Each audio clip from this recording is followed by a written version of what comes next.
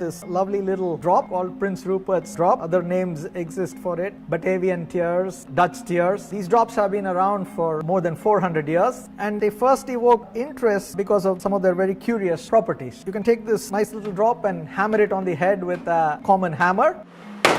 You will find that the drop is perfectly resistant against fracture. On the other hand, if you snip the tail off, this whole thing will shatter into powder with a little pop noise. These drops were brought around 1661 by Prince Rupert from Europe and given to King Charles II as some sort of a memento. He gave a couple of the drops that Rupert had brought to his scientists and asked them to study these and explain to him their curious properties.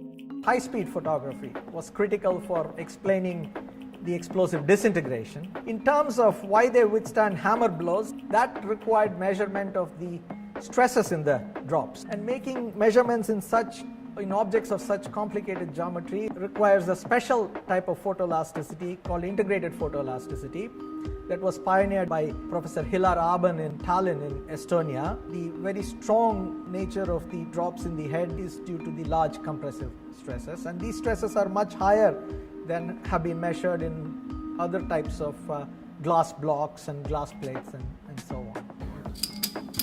All it requires is a glass rod of, say, leaded glass or soda lime glass, something with a high thermal expansion coefficient. So you heat the glass rod till it melts and forms a little bubble, and you let the bubble separate from the main rod and sort of cool in a beaker of water or a jar of water. The stresses that we measured are a consequence of the heating and the subsequent cooling of the drop in the water. That is what causes the stresses, and it is also what causes the particular distribution of stresses, which is compression on the surface and tension in the interior.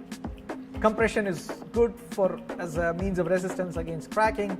Tension is bad because things fly apart when you pull them, and pulling is tension. These glasses, which are fracture resistant, have found lots of applications. Now in cell phones and all the electronic devices that we carry around, they all owe their origin to this little fellow here, the Rupert drop.